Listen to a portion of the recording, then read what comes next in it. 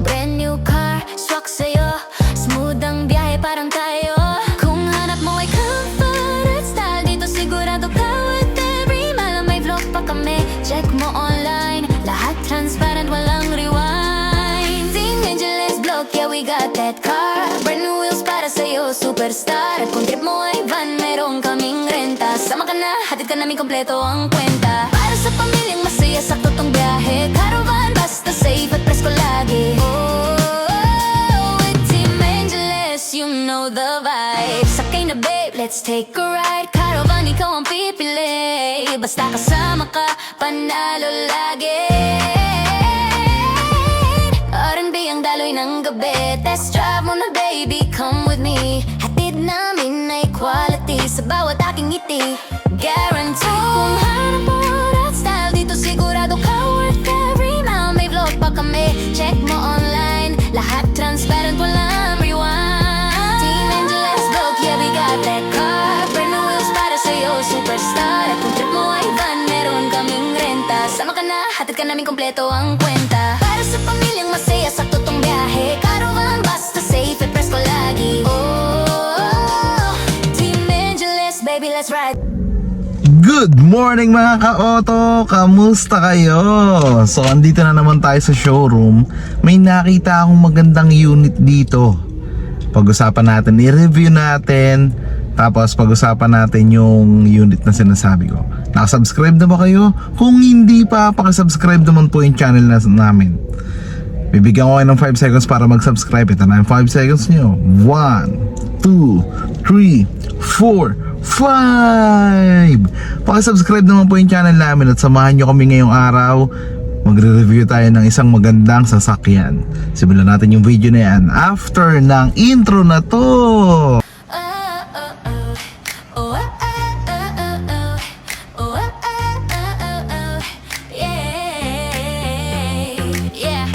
Pasok ka na sa ride ko. Team Angeles, tara let's go. Brand new car, swak sa'yo. Smooth ang biyahe parang tayo. Kung hanap mo ay comfort at style.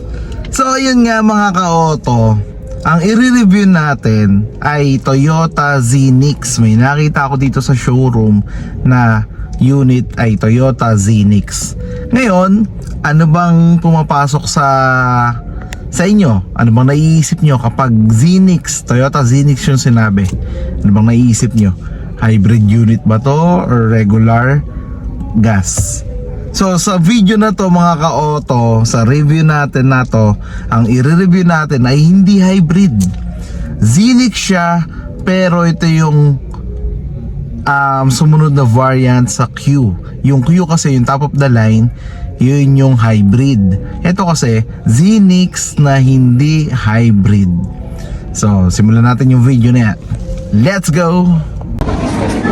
So simulan natin yung gulong mga ka-auto. Ang size ng gulong nito ay 215/60 R17. 17 inch na rin. Then Dunlop yung brand na nilagay dito. 5 holes. Yan. So punta tayo sa makina. Check natin. So dito tayo mga ka-auto sa ilaw. Ayan, LED na yan. Tapos yung DRL nya, LED na rin. Then yung fog light nya mga ka-auto, LED na rin. Then meron tayong 4 na sensor. 1, 2, 3, 4. 4 na sensor sa harap. Ganda na mukha ng Zenix, no? Pero yun nga, gasoline engine to mga ka-auto. So tara, puntahan natin yung engine bay. So tignan natin yung makina mga ka-auto. Yan, di ba smooth lang?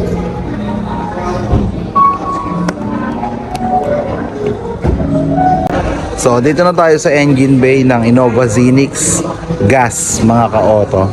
Then yung makina niya is 2.0 Innova Zenix 2.0 engine, gasoline, 4-cylinder inline, 16 valve DOHC, chain drive with dual VVTi. May maximum output na to na 174 PS at 6,600 RPM. Yung maximum output ay 205 Nm at 4,500 to 4,900 RPM. Then yung eksaktong displacement ng makina niya ay 1,987 cc. Yan. Direct fuel injection, CVT transmission. Yan. So tara, punta naman tayo sa loob, sa suspension mga ka-auto. So puntahan natin yung suspension mga ka-auto. Yung sa harap, may MacPherson strut, yung suspension nito. Then yung ginamit na brake dito ay disc type. Sa likod naman, ang suspension niya mga ka-auto ay torsion beam. Ayan. Then yung ginamit din na disc na brake ay disc type. Ayan. So, pasukin naman natin yung loob mga ka-auto. Tignan natin kung gaano nga ba kaluwag ang Toyota Zenix. So, dito tayo mga ka-auto sa legroom. Ito, ayan. Halos isang dangkal mga ka-auto. Then, yung room height, ito. Di ba?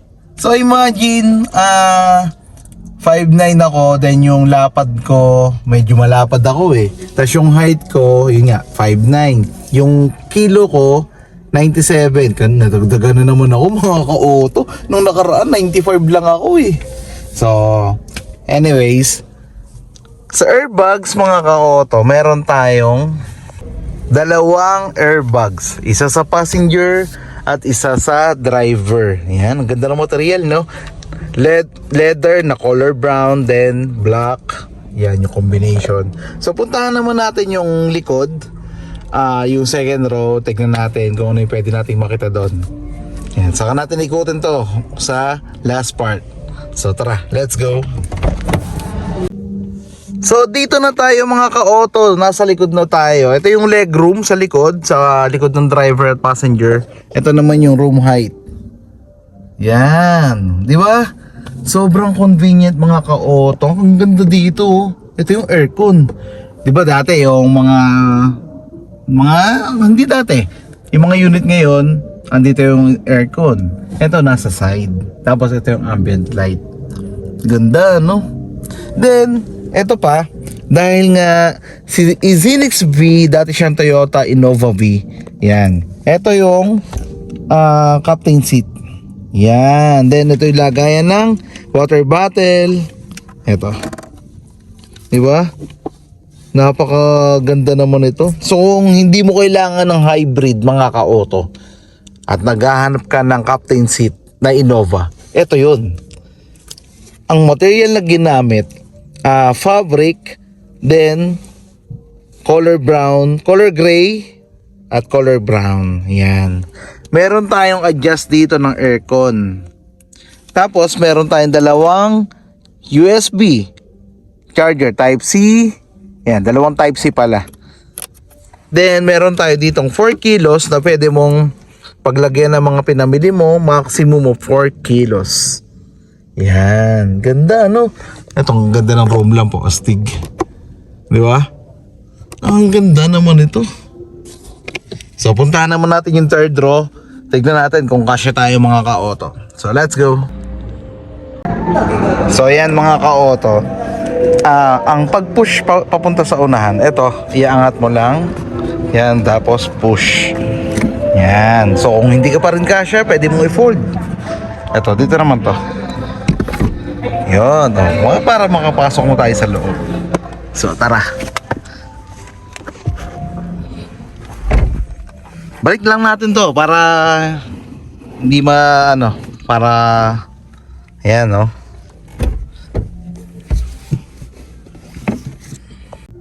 So andito na ako mga ka-auto. Ito yung leg room. Ayan no. Ayan yung, di ba, first row, second row, then ito yung third row. Di ba? Sobrang convenient pa rin mga ka-auto. 5'9" ako, then mataba. Then ito pa. Tatlo pa yung kasya dito. Kasi ang luwag. Anyway, aminin naman natin, si Innova naman talaga sobrang luwag ng upuan, di ba? May charger pa dito. Car charger, lagayan ng mga drinks, lagay ng cellphone. Pag gusto mo matulog, lagay mo lang yung cellphone mo dito. Ganon din dito sa kabila. May lagayan din ng cellphone at lagayan ng tubig. So, di ba? Napakaangas ng Innova mga ka-auto. Oh, di ba? Kasyang-kasya ako. Siguro dalawa pa dito, tatlo kasya sa ano natin, sa upuan. So, dalawa sa gitna, tatlo. Total of 7-seater pa yung pwede makaupo dito. Napaka-convenient nito mga ka-auto. Ang luwag. Sobra. Kung naghahanap kayo ng Innova Zenix na hindi hybrid, kasi mas mahal ng 300,000 eh. Yung difference kasi yung 300,000 mga ka-auto, yun yung presyo ng battery sa hybrid. Kaya yung lamang niya kay normal na Zenix or kay Innova Zenix V ay 300,000. Diba? So puntahan naman natin ang likod. Tignan din natin yung luggage, yung lagay ng mga gamit kung meron pang mailalagay. So tara, samahan nyo ako mga ka-auto. Let's go! Yan, yung antena niya mga ka-auto, shark fin antenna. Then meron tayong integrated spoiler dito na merong high mount stop lamp. Yan, ito yung likod niya. 4 na sensor din at isang backup camera. Tignan natin yung luggage. So automatic yung pintuan niya. Yan. So di ba? I-fold natin to, pero kung hindi natin i-fold mga ka-auto, dalawang dangkal ko mga ka-auto yung pwede nating ikarga dito, ilagay na space. Yun, lagayan natin ng mga gamit natin. Dalawang dangkal yung lapad. Ayan o. Ayan o. Ito yung cover nya. Then dito nyo mo ilalagay yung mga things mo. Then yung spare tire, ito.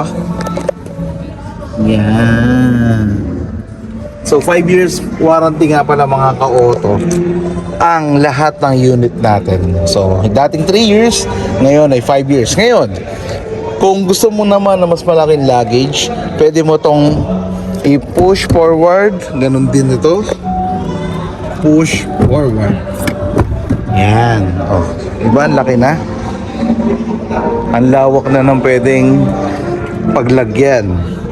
Then, kung gusto mong, syempre marami kayong upo, hilahin mo lang. Ganon din to, hilahin mo lang din. Napakaangas ng Innova. Pagsasara ng pinto, ganon din. Automatic din. Diba? Nakalagay Innova Zenix, yan yung badge. Tapos yung variant niya is letter V. So tara, puntahan naman natin yung dimension. Paano nga ba natin ipapark ang isang Toyota Zenix? Gaano nga ba ito kahaba? So tara. Ang overall length.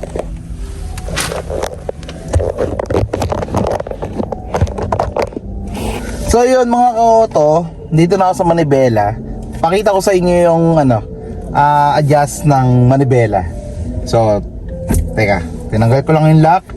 Tilt up and down. Kahit isang kamay mga ka-auto, kayang-kaya. So, sobrang gaang na manibela nito. Then, telescopic. Di ba?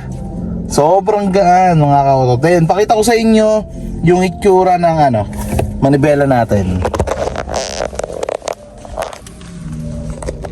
Yan. So, ito na yung manibela. Then, ito yung buttons para sa sa infotainment. Yung kaliwa sa infotainment, then yung kanan ay para sa instrument cluster. So, ito yung volume, yan. Mode, ito pala yung mode. Then ito sa instrument cluster. Yan. Then meron tayong paddle shift dito mga ka-auto. Yan, kung makikita nyo, yan, plus minus. Minus, yan. Then, ito yung instrument cluster natin. Infotainment. Yan, punta naman tayo sa infotainment.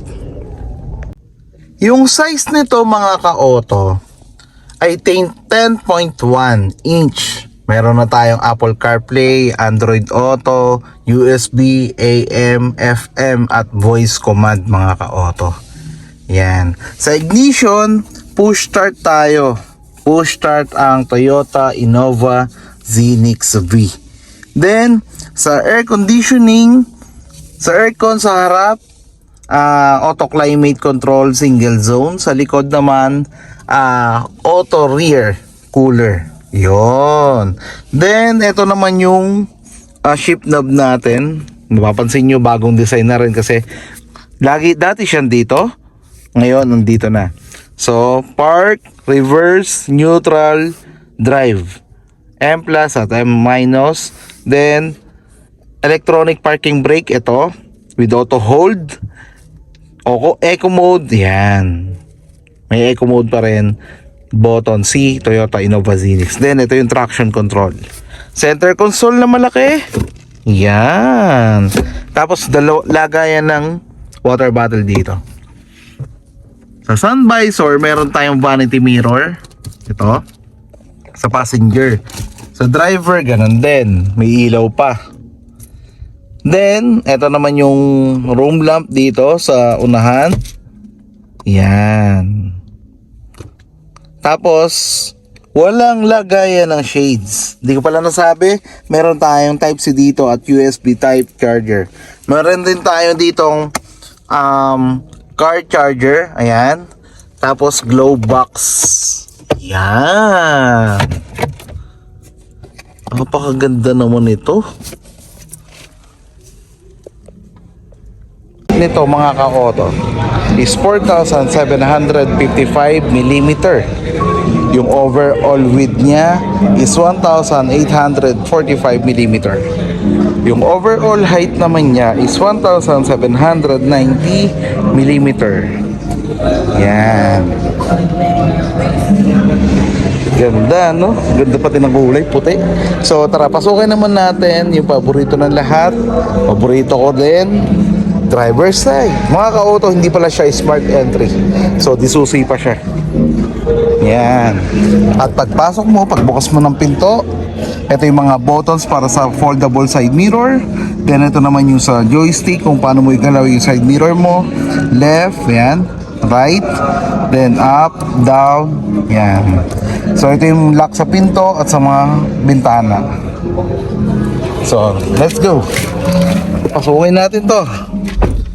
Auto, dito na ako sa manibela. Pakita ko sa inyo yung adjust ng manibela. So, teka, tinanggal ko lang yung lock. Tilt up and down. Kahit isang kamay mga ka-auto, kayang-kaya. So, sobrang gaang na manibela nito. Then, telescopic. Di ba? Sobrang gaan mga ka-auto. Then, pakita ko sa inyo yung itsura ng manibela natin. Yan. So, ito na yung manibela. Then, ito yung buttons para sa sa infotainment. Yung kaliwa sa infotainment, then yung kanan ay para sa instrument cluster. So, ito yung volume, yan. Mode, ito pala yung mode. Then, ito sa instrument cluster, yan. Then, meron tayong paddle shift dito mga ka-auto. Yan, kung makikita nyo, yan, plus minus. Minus, yan. Then, ito yung instrument cluster natin. Infotainment. Yan, punta naman tayo sa infotainment. Yung size nito mga ka-auto ay 10.1 inch. Meron na tayong Apple CarPlay, Android Auto, USB, AM, FM at voice command mga ka-auto. Yan. Sa ignition, push start tayo. Push start ang Toyota Innova Zenix V. Then, sa air conditioning, sa aircon sa harap, auto climate control single zone. Sa likod naman, auto rear cooler. Yon. Then, ito naman yung shift knob natin. Napapansin nyo, bagong design na rin kasi dati siyang dito. Ngayon, nandito na. So, park, reverse, neutral, drive. M plus at M minus. Then, electronic parking brake, ito with auto hold. Eco mode, yan. May eco mode pa rin. Button C, Toyota Innova Zenix. Then ito yung traction control. Center console na malaki. Yan. Tapos lagayan ng water bottle dito. Sa sun visor, meron tayong vanity mirror. Ito. Sa passenger. Sa driver, ganun din. May ilaw pa. Then, ito naman yung room lamp dito sa unahan. Yan. Tapos, walang lagayan ng shades. Hindi ko pala nasabi, meron tayong Type-C dito at USB Type charger. Meron din tayo ditong car charger. Ayan. Tapos, glow box. Yan. Napakaganda naman ito. So yun mga ka-auto, nalibot na natin yung dimension, yung ilaw, yung makina, yung upuan, seating capacity, kung paano mag-adjust ng upuan, then center console, infotainment, yan na. Engine, saka dimension, sabi ko na spare tire. Kung may nakalimutan man ako mga ka-auto, sabihin nyo lang yun. Speaking of nakalimutan, baka makalimutan ko, ang pinakamahalaga sa lahat, ang presyo nito. Ang presyo nito is 1,691,000.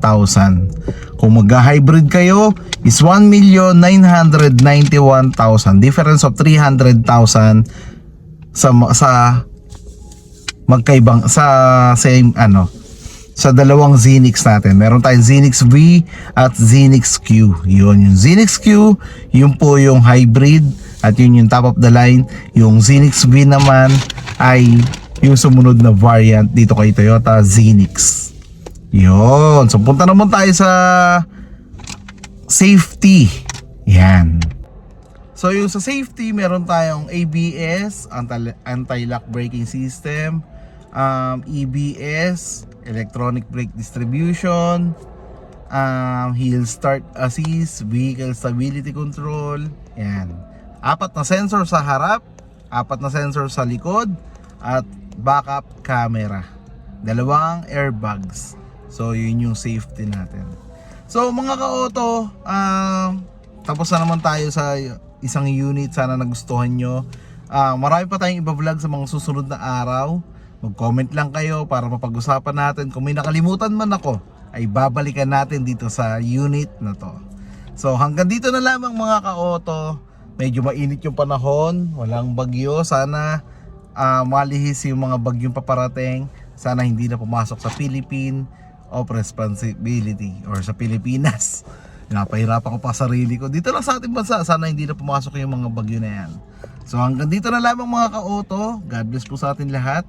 Mag-ingat po tayong lahat. Sana po nagustuhan nyo yung video na to at sana makatulong po sa pagpili nyo ng unit na bibili nyo. Hanggang dito na lamang po. Bye!